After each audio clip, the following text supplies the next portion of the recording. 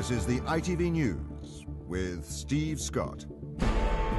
Fresh hope for computer hacker Gary McKinnon as Obama and Cameron hint he might yet be tried in the UK. Now, Tom, at the press conference with President Obama and Mr Cameron, you raised the case of the extradition proceedings against Gary McKinnon. What did he say to you about that today? Well, you certainly asked him about that, and it was quite important. Now, I mean, it's perhaps worth just recalling now that David Cameron and, in fact, his deputy, Nick Clegg, even more strongly, made a really big issue of this, both during the election campaign before, and took a very clear view that it was disproportionate, that it was excessive for Gary McKinnon to be extradited to the US and to face trial and potentially a long sentence here. So it's all very easy to say things before you get elected. When you're standing in the White House, it all gets a bit more complicated. One of the reasons why I asked that yesterday is I thought it was an important issue that was going to prove troublesome in the months ahead. So I pushed him this morning and I said, OK, well, you confirmed yesterday you did have this conversation with the President yesterday, exactly what was agreed, and where do the McKinnon family stand this morning?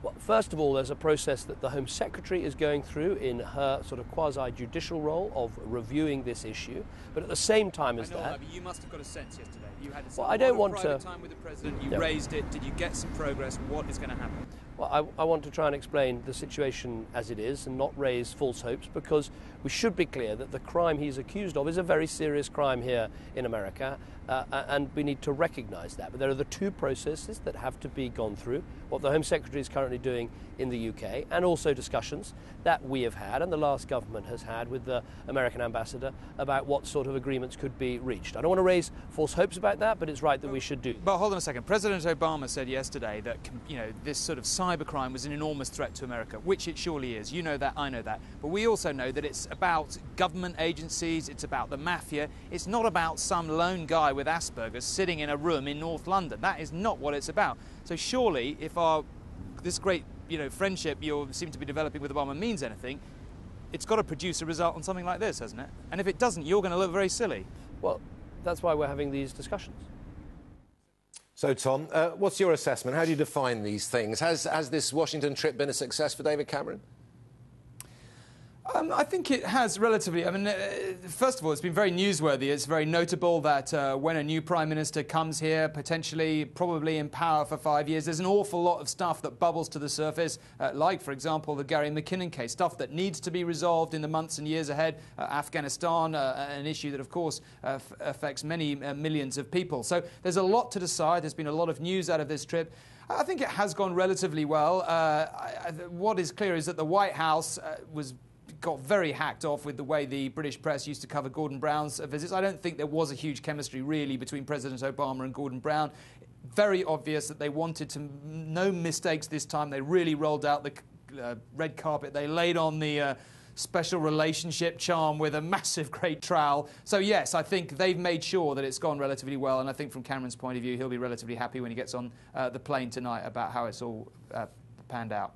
OK, Tom, thank you very much. Tom Bradby there in Washington, as we've just heard from Tom, raised hopes perhaps for the family of Gary McKinnon as a result of Mr Cameron's visit. Well, joining me now is his mother, Janice Sharp. First of all, can you take us back to the moment when you actually turned on the television and saw the President and Prime Minister talking about Gary's case? What was that like? I couldn't believe it. I was absolutely shocked and amazed. And I was so excited, I rang Gary immediately and I could hardly speak. I just said, Obama, Cameron, television now. I just thought it was incredible that such sensitive talks, that David Cameron raised Gary's case and that he and Obama are trying to find a solution which would be for Gary to be tried in the UK. That would be the solution that we've been fighting for 8 long years. And are you, and indeed Gary, more hopeful after the last 24 hours? And what impact is all this having on him? I am more hopeful. Gary was shocked and he's scared to hope, because if you raise that hope and it's dashed, it's so difficult. He's still very stressed and in shock, but I mean, it's bound to have given him some hope, but he's scared to hope. But I just think it's incredible that 2 men of this stature, Gary must seem very small fry in comparison to what they're dealing with, took the trouble to discuss a vulnerable man and trying to find a way that he won't be put through the trauma and the stress of dragging him from this country. Gary doesn't travel. He has a genetic terror of travel. He doesn't go abroad. He doesn't go on holiday. He doesn't leave North London. So we're hoping a trial here would be wonderful. OK, Janice Sharp, thank you very much indeed for joining us this lunchtime. Thank you, Tom Bradby.